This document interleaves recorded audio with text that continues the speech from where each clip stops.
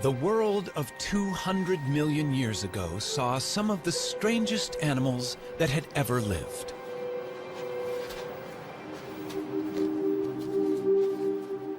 Nothing about them suggested they would become a huge success.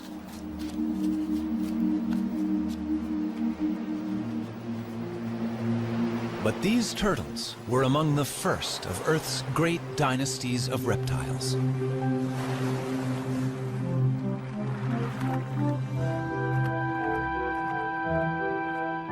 Turtles then and now are unique. Their bodies are encased in armor, and that shell has changed little over millions of years.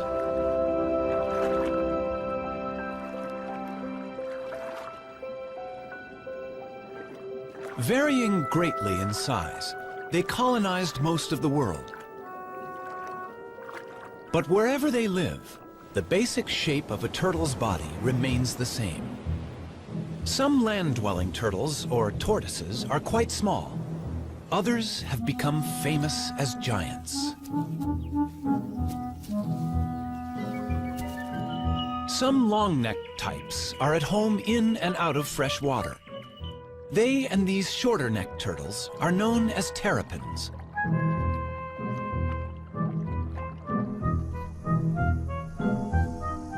"257 turtle species exist. They live in every environment, from the driest of deserts to the coldest extremes.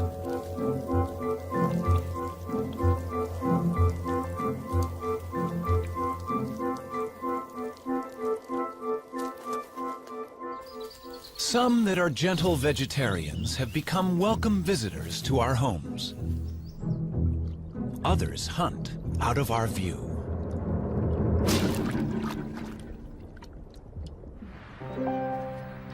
Older than the birds, all turtles may owe their success to their simple design.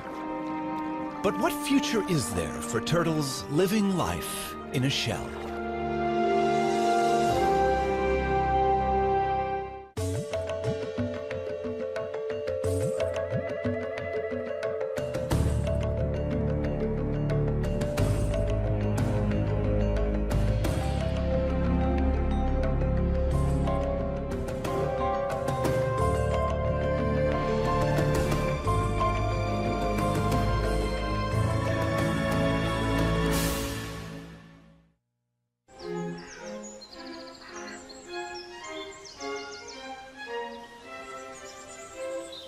Powderham Castle in England is the ancestral home of Lord Devon.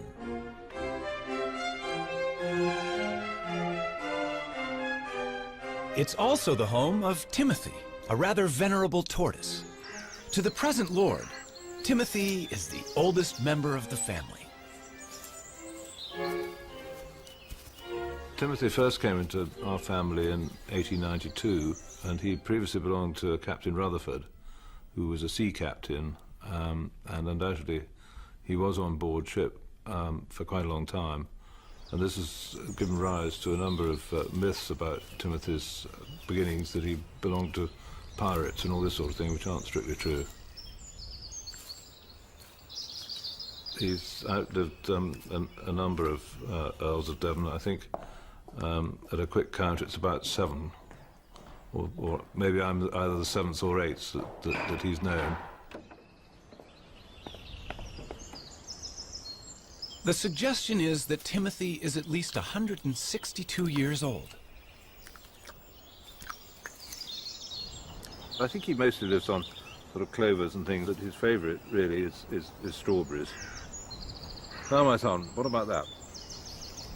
He's been known to make a mistake when he is wanting a strawberry, and we once had a lady with painted red toenails, and she got rather a sharp nip on the toenail. But he doesn't make too many mistakes. He knows usually what he's got. I don't know that he's terribly hungry at the moment. No. I think it's too cold for eating today. Counting growth rings on their shell is not always a reliable guide to a tortoise's age. Rings vary with diet. But tortoises always live life at a slow pace, and that may be a reason for Timmy's record age. The fossil record is our best guide to the history of Timmy's ancestors. The first we know lived some 300 million years ago in the world of forests that gave us our coal. From such primitive reptiles, turtles diverged first, leaving dinosaurs and other reptiles to go their own way. Through the ages, there have been turtles of fantastic size and diversity. They saw snakes emerge 100 million years ago and witnessed the extinction of the dinosaurs. That turtles have survived so long is due to the extraordinary design of the shell that protects their body. The shell has remained virtually unchanged for 200 million years. A thick layer of hardened scale is its first line of defense, but a broad bony layer, the carapace, provides strength. In other animals, this bone would be ribs. The turtle's backbone is fused to the shell. It's the support under the bridge. The shell of a turtle serves many purposes. On land, it's heavy, restricting movement, but great protection. Underwater, in a streamlined form, the shell allows for graceful swimming with surprising speed.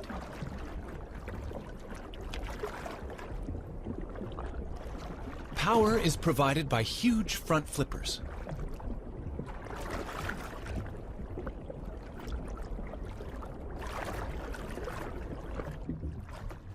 Sea turtles migrate thousands of miles, swimming on the ocean currents. Their hind limbs are mainly used as rudders for steering. Legs have no appeal for these sailors. Sea turtles only emerge onto land to nest, and even then, flippers are sufficient to haul the turtle over a beach.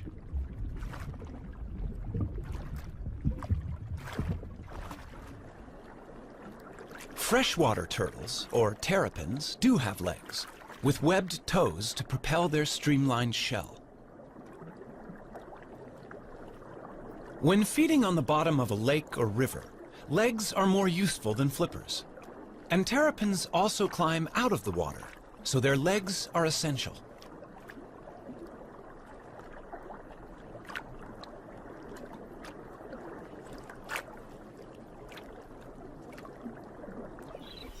A tortoise, walking on land all the time, needs strong legs, in this case to carry it out of danger.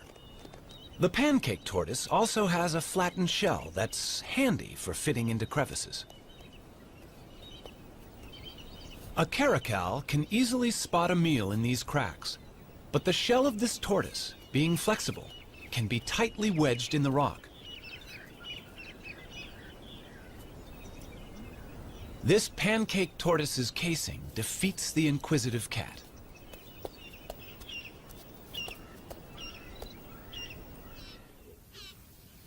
Giant tortoises, and this one on a Galapagos island is among the largest in the world, have no natural predators to hide from, but they need weightlifters' legs to move their enormous shell. This one is hauling a house that weighs nearly 300 pounds and is over an inch thick.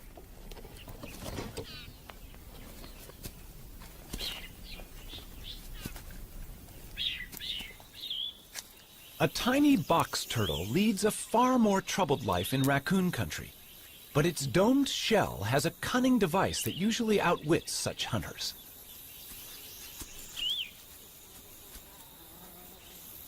It's time to take evasive action.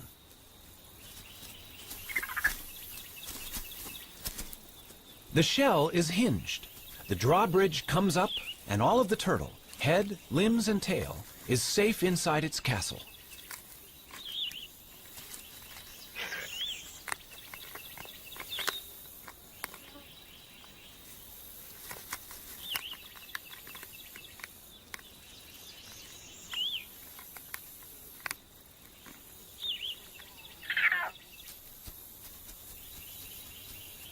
Only when the raccoon retreats will the turtle venture out. That hinge on the lower shell saved its life.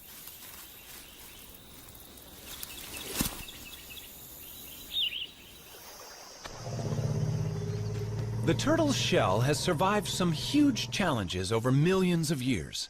But sometimes, no matter how good the design, the odds can be against it.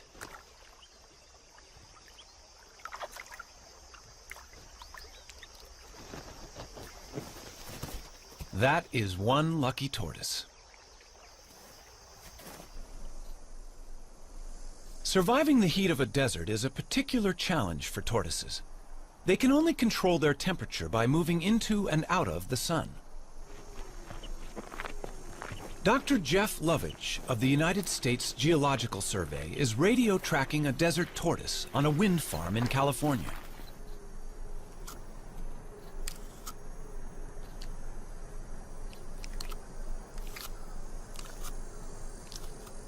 Desert tortoises have recently started to decline, and Jeff wants to find out why. Well, here's one of our females. Hello. Getting a little warm out here, isn't it? It's only 9 o'clock right now, but it's already hot out here. It's probably 95 degrees and it's going to be 115 before the day is over. And she's heading for the burrow off to my right. The tortoise needs the burrow to survive and protect itself from the extremes that are so characteristic of the desert. 115 degrees. 30 degrees more than even this desert tortoise could survive out in the open. Look at her walking into my shadow. Desert tortoises take advantage of every opportunity they can to become cool in the midday sun. At the other end of the thermometer, extremes of cold present their own challenge. Some turtles in Canada can survive freezing temperatures. Called painted sliders, their frozen bodies are not drawing breath, and their hearts are not beating, and yet they are not dead.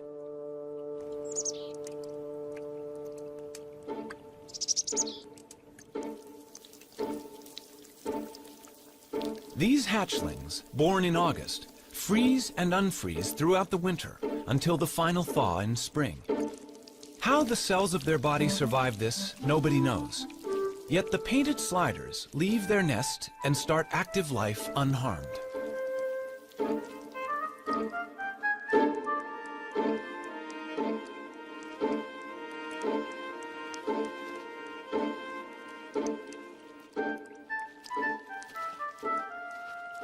Such marvelous abilities to survive were entirely to the turtle family's advantage, until humans appeared on the horizon.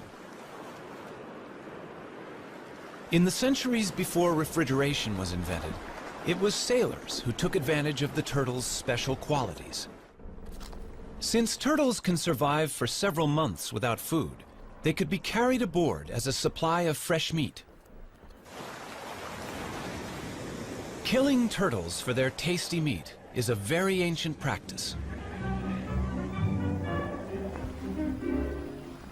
Wham! That's a direct hit.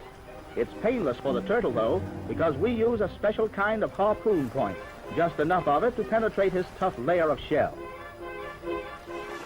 That is now known to be nonsense. Nerve endings by the hundreds fill both shell and bone, but myths die as hard as the turtles. These turtles weigh from 300 to 500 pounds, and their age is estimated at £1 pound to the year.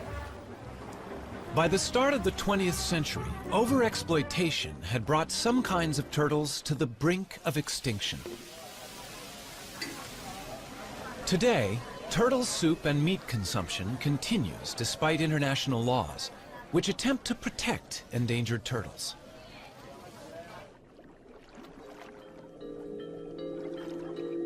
The turtle may well be our defenseless victim, but in the natural world, these successful reptiles have for a long time been quite capable of defending themselves.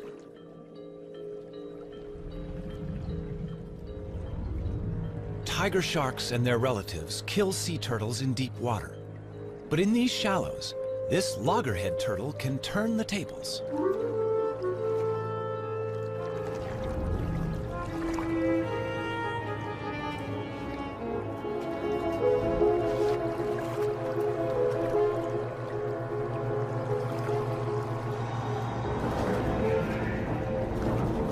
The turtle is biting the shark. It has no teeth, but the sharp serrated plates in its strong jaws can inflict serious injury. In shallow water, the shark's movements are restricted, and it has difficulty fighting back. After a breath of air, the valiant turtle can return to feeding. It can give as good as it gets.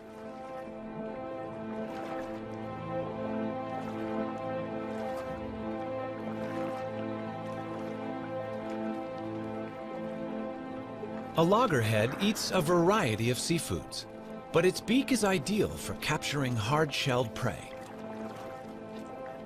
Bad luck for this crab.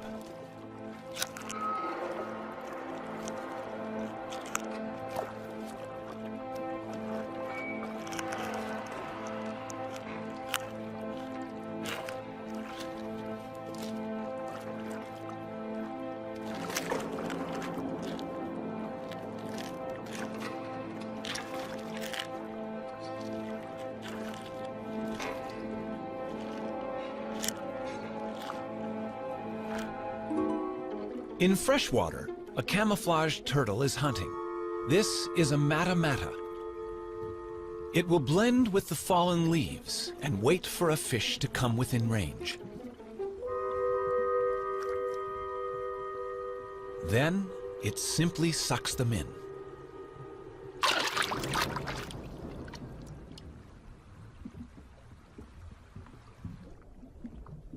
The fearsome jaws of an alligator snapping turtle gape and reveal a worm-like appendage on its tongue. Lured by its wriggling, a fish investigates this death trap.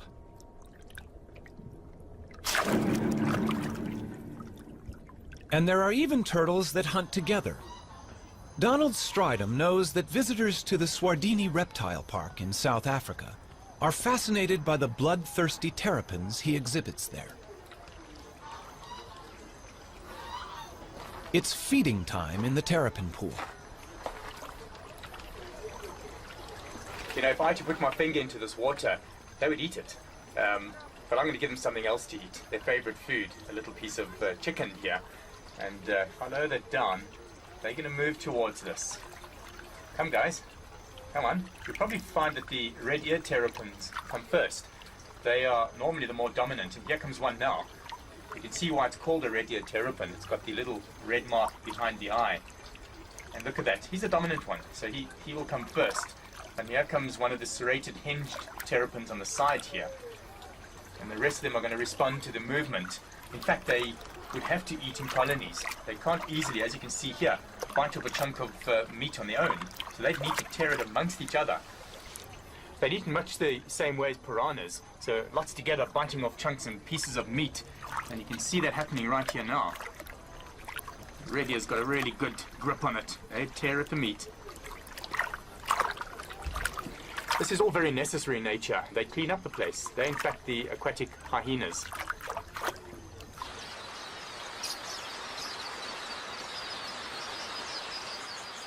Forget big game watching here.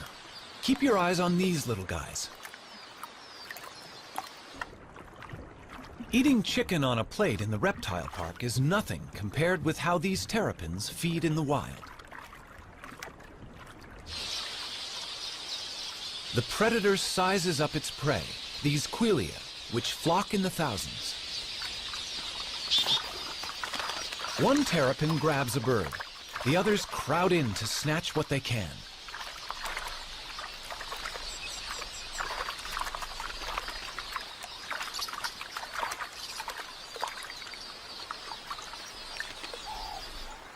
Even birds as big as doves are not safe from the helmeted terrapin's submarine attack.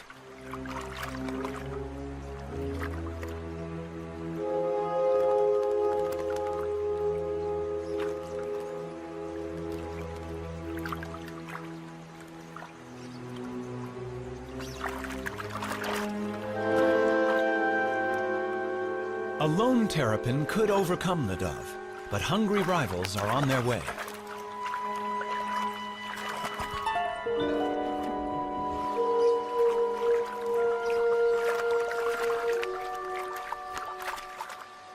And turtles can be even more competitive when it comes to mating.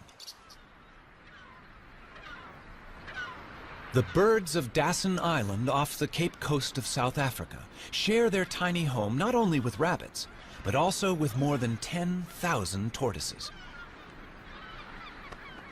But not until the temperature climbs to 75 degrees do they come out. Male angulated tortoises hold territories, and once they've warmed up, they begin to chase females on their turf.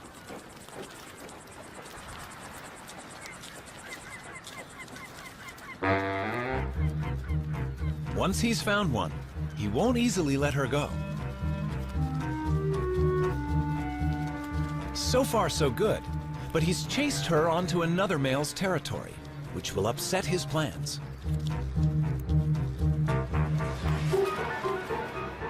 They do battle, a duel in the sun. But a third male has seen an opportunity, and he's mating with their female. Neither the combatants nor the vigorously mating couple show signs of giving in. By the time the fight reaches its climax, the mating is also over. The loser may even lose his life.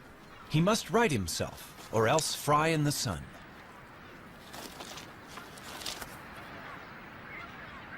The temperature is rising rapidly. He must get into the shade. But that's hard to find with 10,000 competitors. His answer is to dig in, covering head and limbs and using his shell as a sunshade.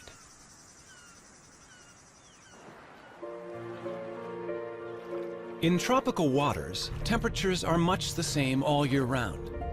These male green turtles near Borneo will mate whenever a receptive female is available. The males have the long tails. They're all pursuing one female.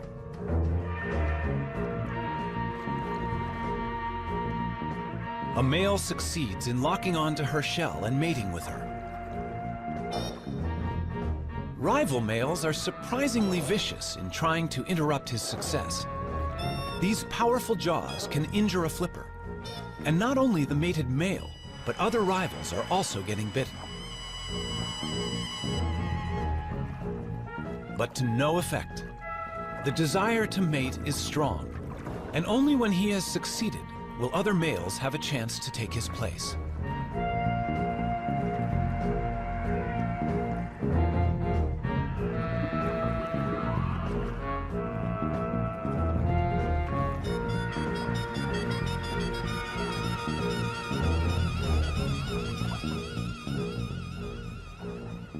In the sea or on land, turtles breed with little problem. But on the unique islands of the Galapagos, a crisis has arisen. At the Charles Darwin Research Station, the fortunes of the famous Galapagos Island tortoises are being carefully monitored. These tortoises are giants, among the largest in the world. And they are more than just a tourist attraction. They're endangered, and their survival depends on them breeding in captivity here.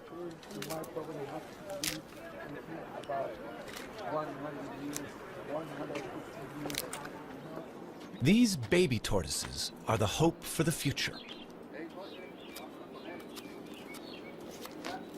Each island has its very own type of giant tortoise, found nowhere else. And in these pens, babies are being nurtured until they're ready to be taken to their particular island home.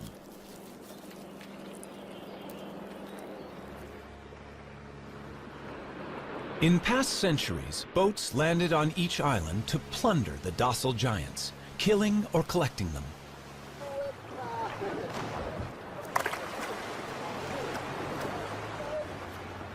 Today's boat is helping to right that wrong, bringing in young tortoises to replace those that were taken.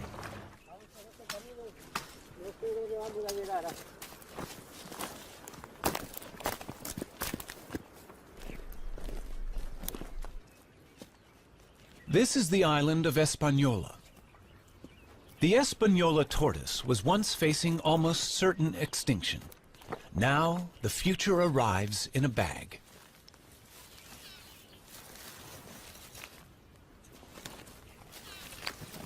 A 1,000 young tortoises have been released like this, all bred from just 15 adults collected in the 1970s.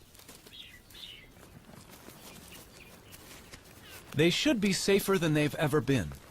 Their only enemy was people, and now the poacher has turned protector. In 20 years, they should all be as big as this adult. But this success has not been repeated for the tortoises of Pinta Island. The last remaining resident of Pinta is living out his old age at the Charles Darwin Research Station. They call him Lonesome George. More than 70 years old, he's the last of his species. All the others starved when introduced goats ate the plants of Pinta, and shipborne rats ate the tortoise eggs. Zoos and private collections worldwide have failed to turn up a relative. And even if a mate were found, he could be too old to breed. The Pinta Island tortoise may be the first turtle species to become extinct in the 21st century. The future of many of the world's turtles is a matter of concern. Even the olive Ridley sea turtles, famous for their mass egg-laying on this beach in Costa Rica, are arriving in fewer numbers each season. Randall Arouse is familiar with the spectacular aribata, as it's called, here at Ostianal. Ever since I was a very young boy, and I was always interested in marine biology. But then one day, it was 1982, I was a second-year biology student. I walked into the school and there was a big sign that said, Aribata, we need volunteers. And I thought, well, I've heard about the Aribatas and the turtle nesting. I should go check it out. Then I came to Ostianal, right here at this spot, and I saw the Aribata happening. And right then it struck me. Like I had to study turtles, and I've been doing turtles ever since. As many as 200,000 turtles might haul out onto this beach on one night. 20 years ago, it would have been 1 million. But this is still one of the biggest aribatas in the world. The turtles are right now congregating right out there. They're going to congregate in what we call the float, and they'll start coming up after the sun goes down, and probably by midnight or 1 in the morning, we're going to have a very high concentration of turtles nesting here on this beach, and they're not going to finish until sunrise, probably at about 8 or 9 in the morning. So yeah, it's going to be some pretty heavy work all night long. We basically know that these turtles come for 2 or 3 consecutive aribatas in a row. Then they're going to leave, and we won't see the turtle again for another year or another 2 years. The aribata that we're witnessing now may easily have 100,000 turtles participating. And 100,000 turtles at 100 eggs per turtle, roughly, that means 10 million eggs. Eggs are the turtles' investment in their own future. But eggs can also produce illegal income for poachers. So patrols of armed guards protect these nesting turtles all night against egg thieves.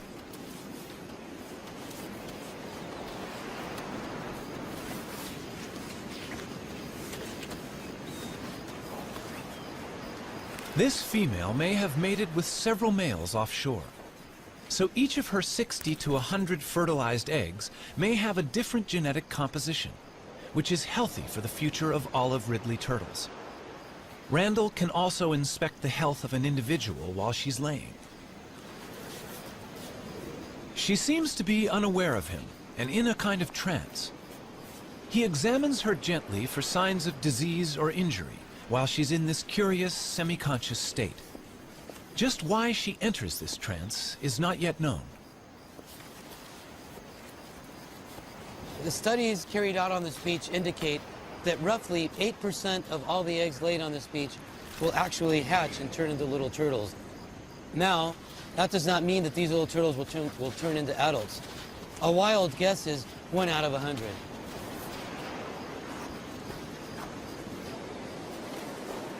This beach at Ostianal is only about 4.5 miles long. And with turtles still arriving to nest at dawn, there is not much space left, and some inevitably dig up the nests of others.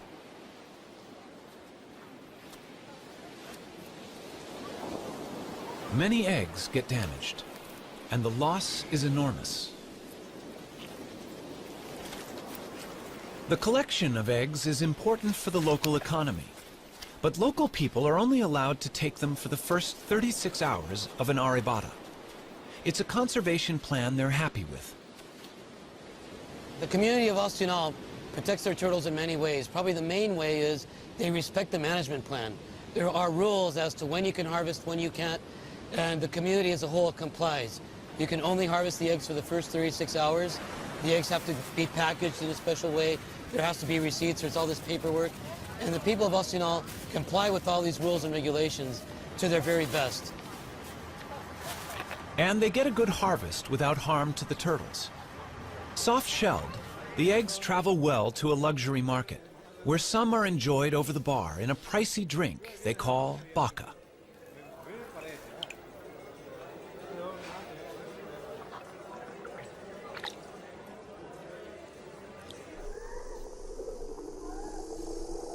Now that more and more people are living where they do, land turtles such as the California desert tortoise face greater problems. This rivalry concerns Jeff Lovage. When you look at what people have done to the desert in the last 100 years, it's amazing that it's survived. I mean, here we have this rugged old touchstone, a place that looks timeless, yet it's changing very rapidly, in a place that was formerly virtually empty of people and now sits in between Phoenix, Las Vegas, and Los Angeles, some of the most highly populated cities in the United States.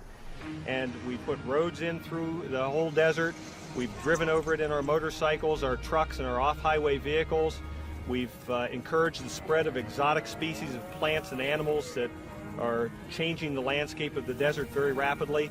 And the desert tortoise has become the flagship species for conservation in the Mojave Desert. But it has a very uncertain future in terms of how it's going to be able to survive in this onslaught of human population increase. Its charm may be a desert tortoise's worst enemy. People like to have one at home.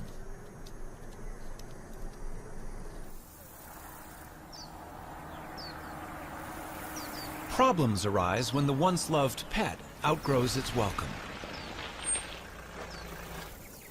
It seems so easy and kind to let it go in the wild. But Fred, or whatever his pet name has been, is about to cause problems among the wild tortoises he will inevitably meet. He appears to have a cold, a viral infection that he'll soon pass on to others.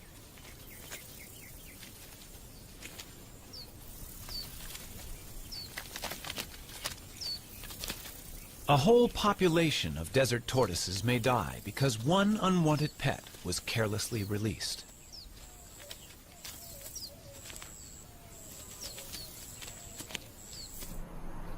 Close to towns, tortoises are presented with other problems. Our roads cross their territories, and they get injured.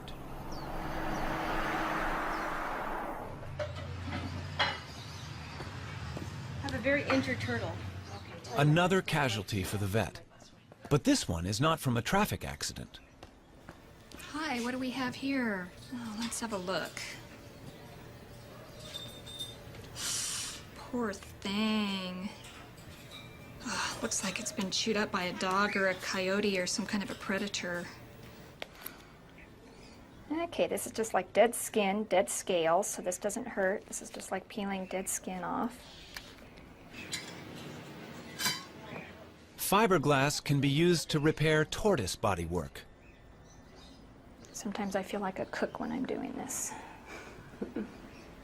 Cover up, but we'll cover it up with another layer.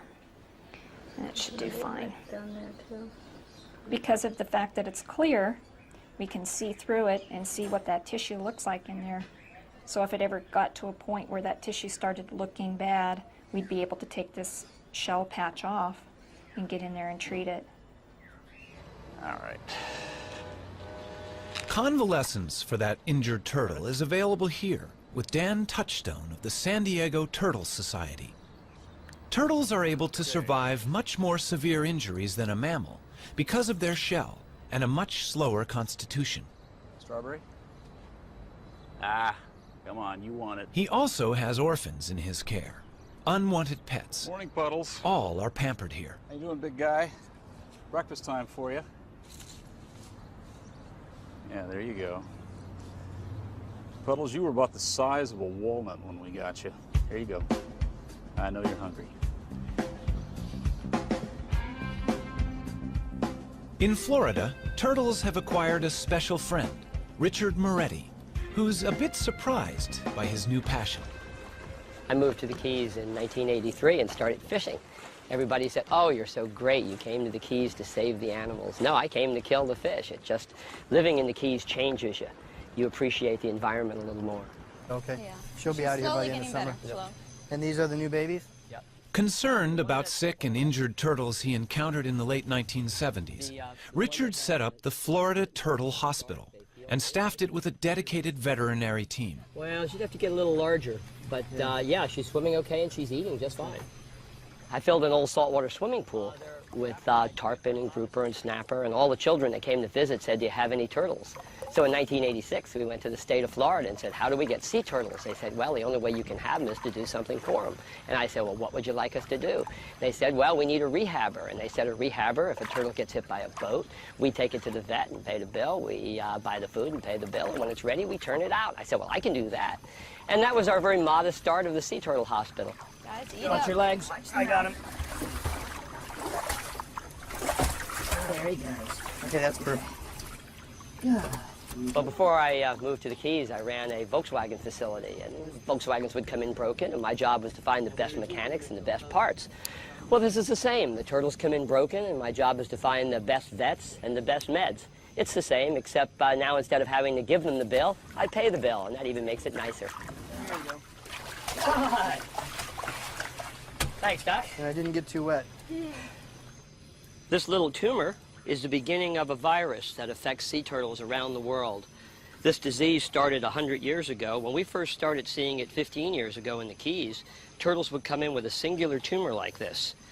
This turtle's evidently just gotten the disease because he's only got a couple of very small tumors, which we'll take off. And once we do, that'll immunize her against the disease. We'll keep her for a year, we'll make sure she doesn't grow anymore, and then we'll let her go.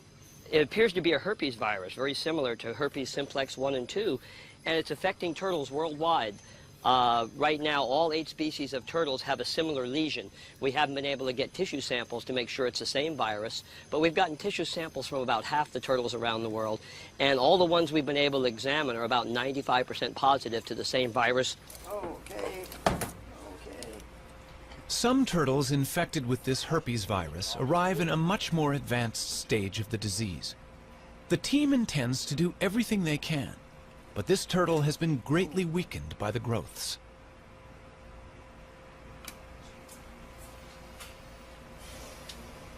Notice the contrast difference. You have a radial opacity here.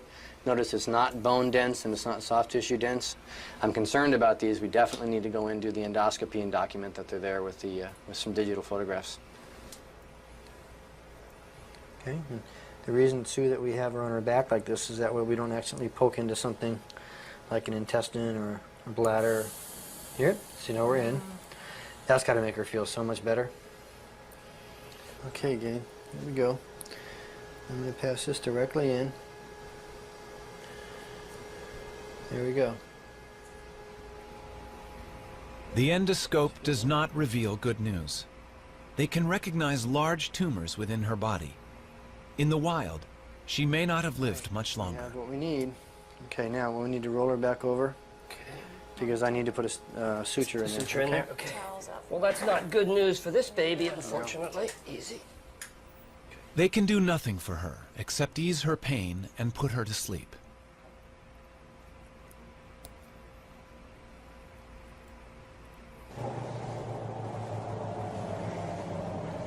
The joy of success helps make up for the sadness of failure. And today, 4 rehabilitated turtles are going home. They look like they're ready. Yeah, after never being out of a tank, they're going to enjoy this big tank called an ocean, huh? All right. Have lots of babies, guys. Are you ready for this? You look ready. You're beating me up already? You got your jewelry? Yes. Okay. You can go. Moments like this reassure Richard Moretti that their work is worthwhile. All right, Guy. Shall we send them in pairs? All right, sounds good to me. All right, they're roommates. They've been roommates. Okay, there they go. Ready? Usually when you see wildlife being worked on, it's usually on a picnic table with a buck knife. But we've built a state-of-the-art facility to give these animals the care they really need. Those little turtles that were just released, when they came in, they had been trapped in roots when they were born, and they struggled to get out. And they were cut all the way to the bones, all over their body from struggling with those roots. It took us 2 years to get them ready, and you saw those were nice, healthy turtles. And the feeling, taking a wild animal that's going to live a lot longer than I will, back out into the ocean and turning it loose for future generations, well, you can see, goosebumps. It's great. Nothing feels better than being able to put something back for the future.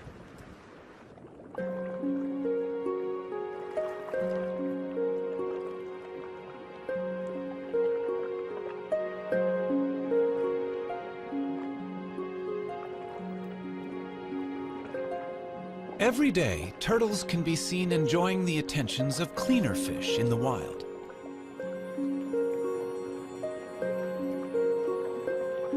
The fish feed on algae, and in doing so, clean the turtle's shell. It's a partnership that's millions of years old.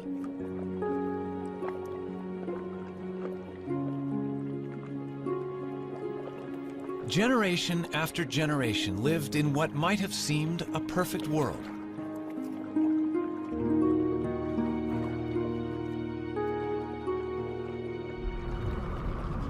But change is sweeping through the ocean.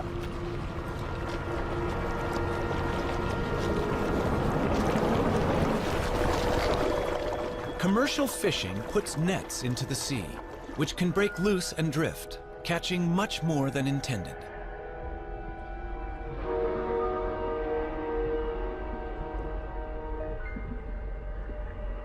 These death traps can also snare and drown frightened turtles. Helplessly bound, they cannot swim to the surface to breathe. Shrimp nets have also taken a toll on turtles. Scientist John Mitchell.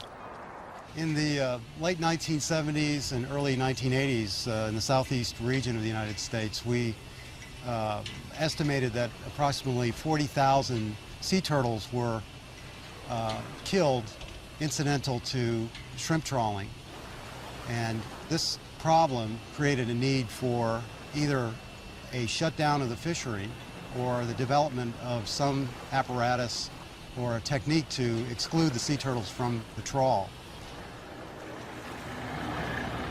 What they developed was TED, a turtle exclusion device. It's tested inside the trawl net of a working fishing boat.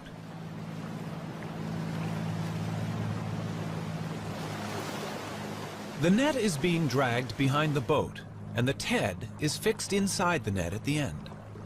The idea is that a turtle in the net hits the device, is pushed up the ramp, and escapes through the top of the net. Only a live turtle can test it. In this situation, a turtle would normally be fatally trapped with the shrimp. But on reaching the TED, the turtle, much bigger than the shrimp, hits the bars, is guided upwards and out into the sea, none the worse for its experience. It's a simple invention, but it saves the lives of many turtles. And the use of TEDs desperately needs to be encouraged worldwide. Here in Central America, we know that in Costa Rica at least 15,000 turtles are being caught a year. And of course, this is definitely going to have an impact on the population. There's a dead turtle right over there, you can see, almost definitely killed by a shrimper. If Costa Rica was implementing TEDs efficiently, this would no longer be the case.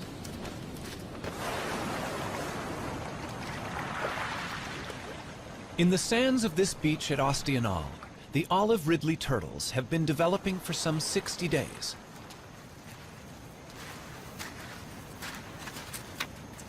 What happened under the sand as the eggs hatched is quite special.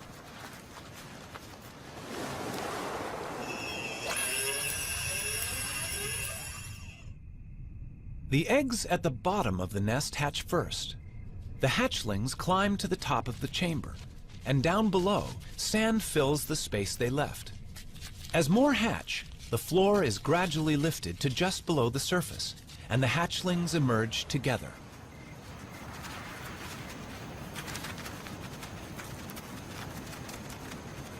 Once out of the nest, hatchlings must head for the sea. But how do they know where it is? Light is a crucial factor for orientation.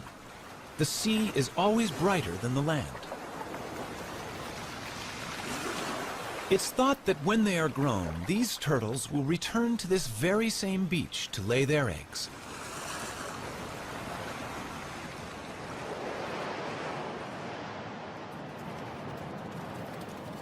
Turtles also hatch in daylight.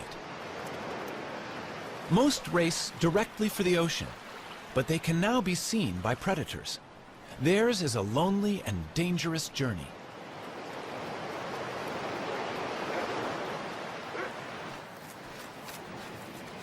On this beach, almost every animal has a taste for turtles.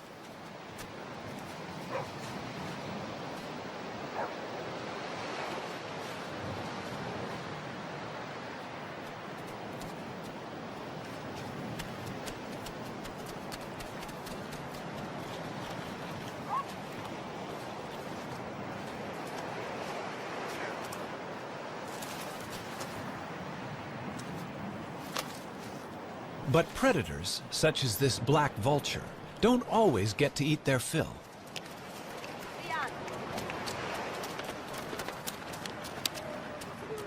Survival of the turtles is important to the local people. When the turtles are hatching, the women all organize and they go to the beach.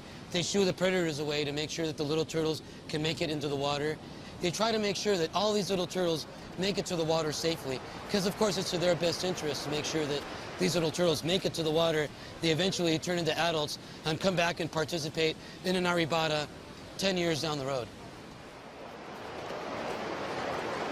Although some 10,000 hatchlings will survive to become adult turtles, remember 10 million eggs were laid in these sands.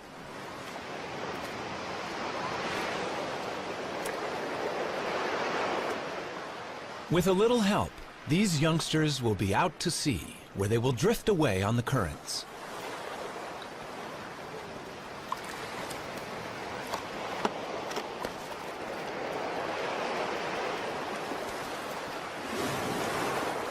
No one knows where they go.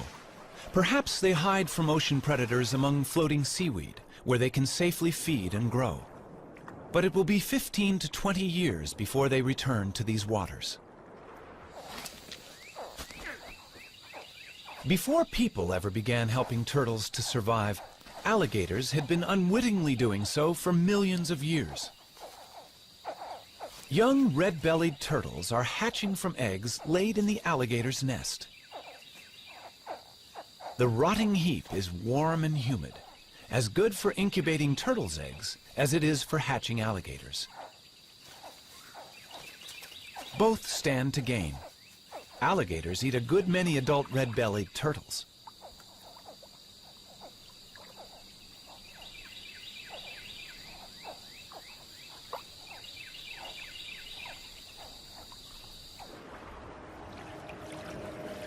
For 200 million years, turtles, with their curious bodies encased in their remarkable shells, have endured all manner of change around them. Today's world is unlike that of long ago.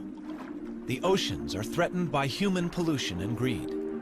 Ancient homelands have become deserts. Islands are overrun by vermin. And the future for these reptiles may depend on us. We don't know really what role they play in the overall scheme of things with the ecosystem. And I think that's one reason why we should use any means to protect them. There are many, many animals that we really don't, humans don't see a need to spend the effort and the time to conserve, but just the fact that we don't know, I think means that we should. Throughout the world, irrespective of culture, there is an affinity for the turtle. Throughout the world, we have myths that ascribe various characters and features to turtles that we like to teach our children, like being steadfast and being resolute. Here in this country, we have our own myth about the tortoise and the hare, and we teach our children that being steady and continuing to run the race can lead to victory. You don't have to be the fastest, you don't have to be the best. This year we were really excited. One of the turtles that we took a flipper off of last year and turned her loose, it was a great big female, probably about 50 years old. She crawled up on a beach in Central Florida and laid eggs this year. And that's really exciting because, you know, up to that point, people usually kept turtles with one flipper in an aquarium or in a park. Well, we proved that 3 flipper turtles can go out there and add to the genetic makeup, and they can actually crawl up on the beach with 3 flippers and have their babies and lay their eggs.